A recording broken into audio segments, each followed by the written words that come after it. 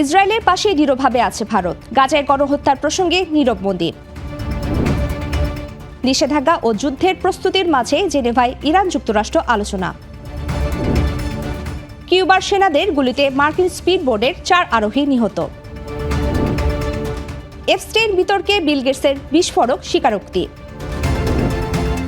রাশিয়ার সার কারখানায় ইউক্রেনের ড্রোন হামলা, নিহত 7। আমন্ত্রণ জানাচ্ছি বাংলাদেশ প্রতিদিনের বিশ্ব সংবাদে। সাথে আছে আমি প্রবৃতি কিবরিয়া ইসলাম। এতক্ষণ শুনছিলেন সংবাদ শিরোনাম, এবারে বিস্তারিত। করোনা বা যে কোনো ভাইরাসের এগেইনস্টে ফাইট মানি ব্যাকট্রলের লেফট রাইট। ইসরায়েলের পার্লামেন্ট নেসেটে প্রথম ভারতীয় প্রধানমন্ত্রী হিসেবে ভাষণ দিয়েছেন নরেন্দ্র মোদি। বুধবার তার এই 2 দিনের সফরের প্রথম দিনে তিনি বলেন, কোনো কারণেই বেসামরিক নাগরিক হত্যাকে বৈধতা দিতে পারে না। হামাসের 7 অক্টোবরের হামলাকে বর্বরোচিত আখ্যা দিয়ে তিনি জানান, ভারত পূর্ণ দৃঢ়তার সঙ্গে ইসরায়েলের পাশে রয়েছে। তবে গাজায় চলমান যুদ্ধ ও গণহত্যা নিয়ে নিশ্চুপ ছিলেন মোদি। ইসরায়েলি প্রধানমন্ত্রী বেনিয়ামিন নেতানিয়াহু মোদিকে ভাই সম্বোধন করে ভারতের এই অবস্থানকে স্বাগত জানান। সফরকালে 2 দেশের মধ্যে প্রতিরক্ষা, এআই এবং কোয়ান্টাম প্রযুক্তিতে সহযোগিতা বৃদ্ধির প্রতিশ্রুতি দেওয়া হয়। এর আগে 2024 সাল পর্যন্ত ভারত ইসরায়েলের বৃহত্তম অস্ত্র ক্রেতা হিসেবে $20.5 বিলিয়ন ব্যয় করেছে। এদিকে ভারতের বিরোধী দলগুলো মোদির এই পদক্ষেপকে ফিলিস্তিন ইস্যুতে ভারতের দীর্ঘদিনের অবস্থানের প্রতি বিশ্বাসঘাতকতা বলে সমালোচনা করেছে। গাজায় নিহতের সংখ্যা 72,000 ছাড়ানোর প্রেক্ষাপটে মোদির এই সফরকে অত্যন্ত তাৎপর্যপূর্ণ মনে করছেন বিশ্লেষকরা। আজ বৃহস্পতিবারও তার এই গুরুত্বপূর্ণ সফর অব্যাহত থাকবে। পারমাণবিক কর্মসূচি নিয়ে চরম উত্তেজনার মধ্যে জেনেভায় 3য় দফার পরোক্ষ আলোচনায় বসছে ইরান ও যুক্তরাষ্ট্র। একদিকে ওমানের মধ্যস্থতায় কূটনৈতিক সমাধানের চেষ্টা চলছে, অন্যদিকে যুক্তরাষ্ট্র নতুন করে 30টি প্রতিষ্ঠান ও নৌযানের উপর নিষেধাজ্ঞা আরোপ করেছে। মার্কিন ভাইস প্রেসিডেন্ট জেডি ভান্স ও পররাষ্ট্রমন্ত্রী মার্কো রুবিও ইরানকে সামরিক হামলার হুঁশিয়ারি দিয়ে বলেছেন, পারমাণবিক অস্ত্র ঠেকাতে ওয়াশিংটন সব বিকল্প খোলা রেখেছে। এর মধ্যে ইসরায়েলে অবতরণ করেছে বিশ্বের অন্যতম উন্নত 12টি মার্কিন F-22 যুদ্ধবিমান, যা মধ্যপ্রাচ্যে কয়েক দশকের বৃহত্তম সামরিক উপস্থিতির অংশ।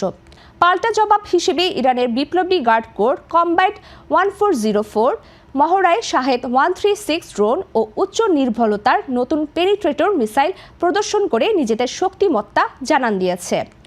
এছাড়া তেহরান ট্রাম্পের দাবিগুলোকে বড় মিথ্যাচার আখ্যা দিয়ে হুঁশিয়ারি দিয়েছে যে কোনো হামলা হলে তারা হরমুজ প্রণালী বন্ধসহ মার্কিন ঘাঁটিতে আঘাত হানবে। মূলত ইউরেনিয়াম সমৃদ্ধকরণ ও নিষেধাজ্ঞা প্রত্যাহার নিয়ে দুপক্ষের অনড় অবস্থানে এবারের আলোচনার ভবিষ্যৎ নিয়ে চরম অনিশ্চয়তা দেখা দিয়েছে।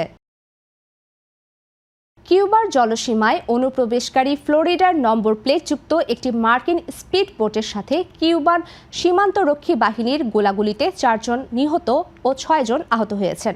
বুধবার সকালে উত্তর মধ্য কিউবার কায়ো ফ্যালকোনস দ্বীপের অদূরে এই সংঘর্ষ ঘটে। কিউবার স্বরাষ্ট্র মন্ত্রণালয়ের দাবি, স্পিড বোটটি থেকে প্রথম গুলি চালানো হলে তারা পাল্টা জবাব দেয়, যাতে তাদের একজন কমান্ডারও আহত হন। নৌযানটি থেকে বিপুল পরিমাণ অস্ত্র, মোলোটেভ ককটেল এবং বুলেট প্রুফ জ্যাকেট উদ্ধার করা হয়েছে। কিউবান সরকার এই ঘটনাকে সন্ত্রাসবাদদের অনুপ্রবেশের চেষ্টা হিসেবে অভিহিত করেছে এবং আটককৃতরা সবাই যুক্তরাষ্ট্রে বসবাসরত কিউবান নাগরিক বলে জানিয়েছেন। এদিকে এই ঘটনার পর ফ্লোরিডার অ্যাটর্নি জেনারেল জেমস উথমায়ার একটি তদন্ত কমিটি গঠন করেছেন এবং কিউবাকে জবাবদিহিতার আওতায় আনার হুঁশিয়ারি দিয়েছেন। মার্কিন ভাইস প্রেসিডেন্ট জেডি ভান্স ও পররাষ্ট্রমন্ত্রী মার্কো রুবিও পরিস্থিতি পর্যবেক্ষণ করছেন বলে জানিয়েছেন। গত 3 জানুয়ারি ভেনেজুয়েলায় মার্কিন অভিযানের পর থেকে কিউবা ও যুক্তরাষ্ট্রের মধ্যে বিদ্যমান উত্তেজনা এই ঘটনার ফলে আরও চরম রূপ নিয়েছে। কিউবা তার জাতীয় সার্বভৌমত্ব রক্ষায় যে কোনো পদক্ষেপ নিতে দৃঢ় প্রতিজ্ঞ বলে বিবৃতিতে উল্লেখ করেছে। কুখ্যাত যৌন অপরাধী জেফ্রি এপস্টেইনের সাথে নিজের বিতর্কিত সম্পর্ক নিয়ে অবশেষে মুখ খুলেছেন মাইক্রোসফটের সহ প্রতিষ্ঠাতা বিল গেটস। গেটস ফাউন্ডেশনের এক অভ্যন্তরীণ সভায় তিনি স্বীকার করেছেন যে 2 রুশ নারীর সঙ্গে তার সম্পর্ক ছিল, যা পরবর্তীতে এপস্টেইন জেনে যান। তবে গেটস দাবি করেছেন ওই নারীরা এপস্টেইনের পাচারের শিকার বা ভুক্তভোগী ছিলেন না। মঙ্গলবার রয়টার্সকে দেওয়া এক বিবৃতিতে ফাউন্ডেশনের মুখপাত্র জানান, এপস্টেইনের মতো দণ্ডিত অপরাধীর সঙ্গে যোগাযোগ রাখাকে গেটস একটি বিরাট ভুল হিসেবে অভিহিত করেছেন। সভায় কর্মীদের কাছে ক্ষমা চেয়ে তিনি বলেন, আমি অবৈধ কিছু করিনি এবং অবৈধ কিছু দেখিওনি। সম্প্রতি বিচার বিভাগের প্রকাশিত নথিতে কিছু নারীর সঙ্গে গেটসের ছবি পাওয়া যাওয়ার পর এই স্বীকারোক্তি এলো।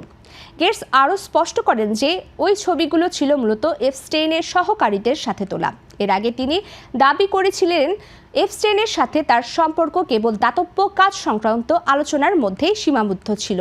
এই স্বীকারোক্তি বিশ্বজুড়ে নতুন করে চ্যালেঞ্জের সৃষ্টি করেছে। রাশিয়ার পশ্চিমাঞ্চলীয় স্মোলেনস্ক অঞ্চলের একটি সার কারখানায় ইউক্রেনের ভয়াবহ ড্রোন হামলায় অন্তত 7 জন নিহত এবং 10 জন আহত হয়েছেন। ইউক্রেন সীমান্ত থেকে 290 কিলোমিটার দূরে দেরোগোভুজ শহরের ওই কারখানাটিতে প্রায় 30টি ড্রোন আঘাত হানে। আঞ্চলিক গভর্নর ভ্যাসিলি আনোখিন একে বর্বর সন্ত্রাসী হামলা বলে অভিহিত করে জানান, কারখানাটিতে অ্যামোনিয়াম নাইট্রেট ও নাইট্রিক অ্যাসিড উৎপাদন করা হতো। হামলার পর রাসায়নিক দূষণের আশঙ্কায় পাশের জনবসতি সরিয়ে নেওয়ার কথা ভাবা হচ্ছে এবং স্থানীয় স্কুলগুলো বন্ধ করে অনলাইন ক্লাস চালু করা হয়েছে। ইউক্রেন এই হামলার বিষয়ে এখনও আনুষ্ঠানিকভাবে কিছু না বললেও দেশটি সাম্প্রতিক সময়ে রাশিয়ার অভ্যন্তরে দূরপাল্লার ড্রোন হামলা জোরদার করেছে। এদিকে দনবাস অঞ্চল নিয়ে শান্তি আলোচনা থমকে থাকলেও আগামী মার্চের শুরুতে যুক্তরাষ্ট্রের মধ্যস্থতায় নতুন ত্রিপক্ষীয় বৈঠকের সম্ভাবনা রয়েছে। 5ম বছরে পদার্পণ করা এই যুদ্ধে ইউক্রেন এখন সরাসরি রাশিয়ার শিল্প অবকাঠামোকে লক্ষ্যবস্তু করেছে। এই হামলার ফলে ওই অঞ্চলে নতুন করে আতঙ্ক ছড়িয়ে পড়েছে।